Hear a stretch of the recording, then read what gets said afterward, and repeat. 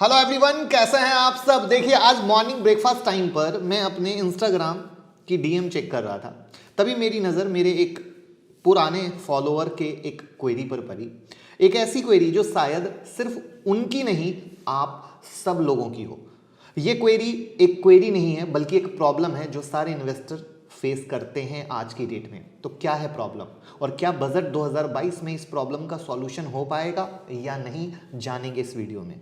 और आज का मेन टॉपिक इससे रिलेटेड है कि मैं क्या चाहता हूं इस बजट से, मेरी क्या उम्मीदें हैं, उसको रीजन के साथ बताऊंगा और वो आप सबकी भी चाहत होगी। तो मैं मुकुल अग्रवाल आपका आप ही के YouTube चैनल में स्वागत करता हूं। जो भी नए लोग चैनल को सब्सक्राइब करें, बेल आइकॉन हिट करें, नोटिफिकेशन ऑन करना बिल्कुल ना भूलें, जिससे जब मैं लाइव आता हूं, वीडियो अपलोड होती है तो आपके पास नोटिफिकेशन आएगा और कोई भी वीडियो मिस नहीं होगी। रात के 8:30 बजे का शो कभी मिस ना करें, जहां देते हैं कुछ ट्रेड आप कमा सकें। और स्टॉक मार्केट की किसी भी ब्रेकिंग न्यूज के लिए ट्विटर और टेलीग्राम से जुड़ जाए। आप लोगों की डिमांड पर टेलीग्राम में 5 बुक अभी तक डाली जा चुकी है, तो टेलीग्राम को जरूर ज्वाइन कर लीजिए। टाइम टू टाइम हम उसमें टेक्निकल और फंडामेंटल एनालिसिस की बुक डालते रहेंगे, हिंदी और इंग्लिश दोनों, क्योंकि अभी तक हमने हिंदी और इंग्लिश दोनों डाली है, आगे भी डालेंगे।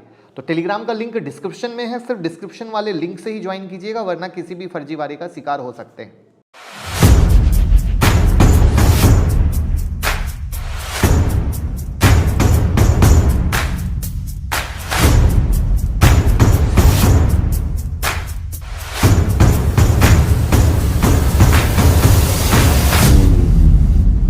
तो चलिए उस मैसेज से शुरू करते हैं जो मैसेज मैंने देखा था। उस मैसेज में लिखा था, हेलो सर, नमस्ते, मैं मयंक रावत मुंबई का रहने वाला हूं और स्टॉक मार्केट से 1 साल में 4 लाख कमाए, लेकिन जब मैंने अपना अकाउंट देखा तो उसमें सिर्फ 3.60 लाख ही आए थे। ऐसे ही चीज आप में से काफी लोगों के साथ हुई होगी। आखिर मयंक 40,000 रुपए किस वजह से उनके कट हुए, पहले इसको जानते हैं। तो मयंक के 40,000 रुपए इसलिए कट हुए क्योंकि उसे अपनी कमाई पर एसटीटी, सिक्योरिटी ट्रांजैक्शन टैक्स, और long term capital gain tax यानी एलटीसीजी देना पड़ा। दरअसल जब आप मार्केट में ज्यादा बाय सेल करते हैं, लेन देन करते हैं, तो आप पर security transaction tax, long term capital gain tax यानी एलटीसीजी, और साथ ही साथ इनकम टैक्स भी देना पड़ता है, यानी आप पर 3 टैक्स लगते हैं। और मयंक जी, आपको भी इसी वजह से 40,000 आपके अकाउंट से कटे यानी लॉस हुआ, क्योंकि आप पर भी 3 टैक्स अप्लाई हुए। तो कैसे अप्लाई होते हैं ये टैक्स, इसको जानते हैं। अगर आप 1 लाख रुपए के शेयर सेल करते हैं तो आप पर 25 रुपए एसएसटी चार्ज अप्लाई होता है। 1 साल बाद शेयर सेल करेंगे तो आपकी कमाई 1 लाख से ज्यादा की होगी और आप पर 10% का एलटीसीजी अप्लाई होता है। अगर आपने 1 साल के अंदर 1 लाख कमाए हैं तो शेयर सेल कर दिए तो आप पर 15% का एसटीसीजी अप्लाई होता है। इसके अलावा टोटल इनकम पर भी इनकम टैक्स अप्लाई होता है। तो चलिए इन टैक्स को मयंक जी की 4 लाख की कमाई पर अप्लाई करते हैं और देखते हैं कैसे ये पैसे कट हुए। तो मयंक जी के 4 लाख की कमाई वाले शेयर बेचते ही एसटीटी के 100 रुपीज कट गए। इसके अलावा मयंक जी ने 1 साल पूरे होने के बाद 4 लाख के शेयर बेचे, उस पर एलटीसीजी टैक्स 10% लगा, 40,000 कट गए। ये तो हो गई शेयर मार्केट की बात। अब स्टॉक मार्केट के बाहर मयंक जी ने 3 लाख रुपए दूसरे जरिए से कमाए। इस तरह उनकी टोटल इनकम 3 लाख और ये plus 4 lakh, share market total 7 lakh.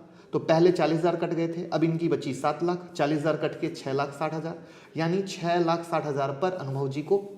तो अब इस 6,60,000 पर मयंक जी को इनकम टैक्स भी देना है। मीन्स आपकी इनकम की भी एक बड़ी हिस्सेदारी टैक्स के रूप में चली जाती है, जो कि आपके लिए काफ़ी तकलीफ देह होती है, क्योंकि स्टॉक मार्केट में पैसा इतनी आसानी से नहीं बनता है। तो हर बार की तरह इस बार भी लाखों इन्वेस्टर 1 फरवरी को होने वाले बजट से 2 बड़ी उम्मीदें लगाए हैं। पहली, एसटीटी खत्म हो और दूसरी, एलटीसीजी कम किया जाए। लेकिन ऐसा होगा या नहीं, बजट आने के बाद ही पता चलेगा, क्योंकि अगर हम बजट की हिस्ट्री में जाएं तो कई बार इन टैक्स को हटाने की बात की गई है, लेकिन अभी तक हटा नहीं है। 2004 में एलटीसीजी की जगह आया था एसटीटी, लेकिन वसूले जा रहे हैं दोनों टैक्स। दरअसल 2004 में उस समय के वित्त मंत्री पी चिदम्बरम एसटीटी को लॉन्ग टर्म कैपिटल गेन यानी एलटीसीजी की जगह लाए थे, लेकिन एलटीसीजी हटा नहीं। अब इन्वेस्टर को कमाई पर दोनों टैक्स देने पड़ते हैं। उसके बाद जो कुल कमाई बचती है उस पर लगता है इनकम टैक्स। इसलिए या तो एसटीटी को खत्म करें या फिर एलटीसीजी टैक्स को कम किया जाए।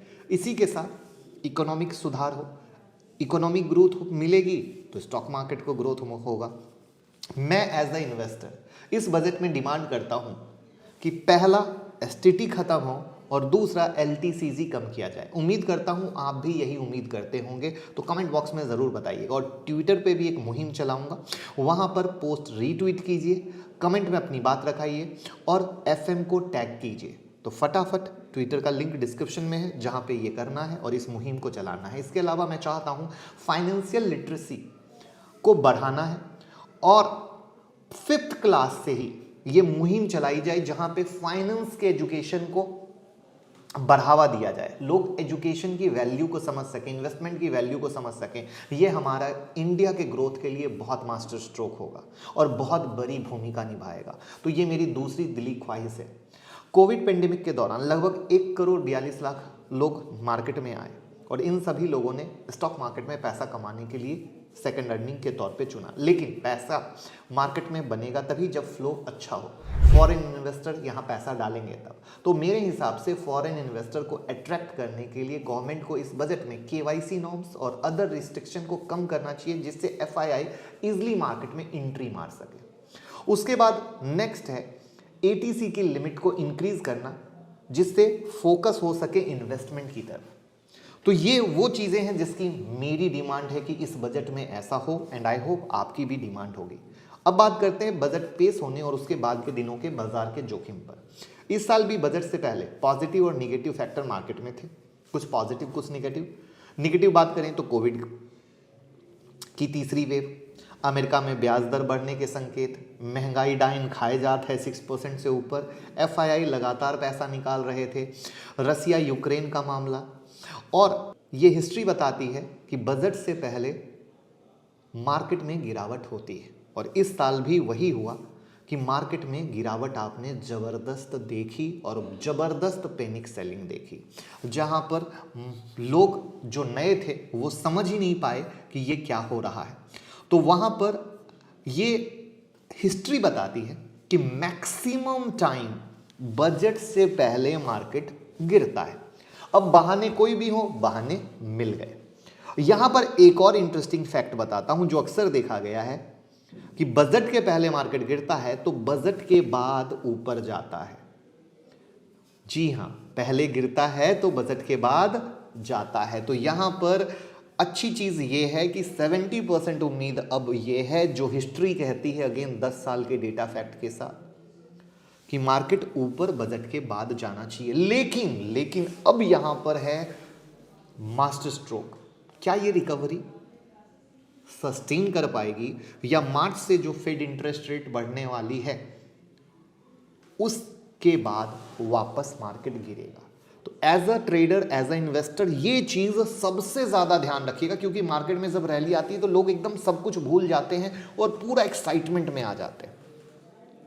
तो ये चीज हमें बहुत ज्यादा ध्यान देना है। अभी की कंडीशन में मार्केट में संभल के रहना है। बजट के बाद जिस सेक्टर को गवर्नमेंट बढ़ावा देने वाली है उससे रिलेटेड स्टॉक की वीडियो कल लाइव होने वाली है, उस वीडियो को ज़रूर देखिएगा, जहां मैंने उम्मीद की है कि कौन से सेक्टर, कौन सा शेयर उस सेक्टर का बेहतर परफॉर्म कर सकता है, वो मैंने बताने की कोशिश की है। तो वो कल आएगा। अगर आप चैनल सब्सक्राइब नहीं किए हैं तो सब्सक्राइब करके नोटिफिकेशन ऑन कर लीजिएगा, जिससे आप वीडियो मिस नहीं कीजिएगा और उस शेयर पे आप देख सकते हैं नज़रिया। तो ओवरऑल विद रीज़न के साथ मैंने आपको ये बताने की कोशिश की कि मैं इस बजट से क्या उम्मीद करता हूँ, क्यों करता हूँ, और मेरे हिसाब से स्टॉक मार्केट में हर काम करने वाले लोग, जो मैंने एक छोटी सी उम्मीद रखी है, वो सब चाहते होंगे कि बिल्कुल ऐसा हो और आगे आ सके। तो आई होप कि इस बार ऐसा होता है। आपको क्या उम्मीद है, कुछ अच्छा देखने को मिलेगा? कमेंट बॉक्स में ज़रूर बताइएगा। और वीडियो पसंद आई हो तो लाइक कमेंट शेयर कीजिएगा, जिससे मैक्सिमम लोगों को मैंगो पीपल की भाषा में समझ में आ सके कि आखिर क्या है, किस तरीके से है और टैक्स वगैरह किस तरीके से लगता है। Thank you so much.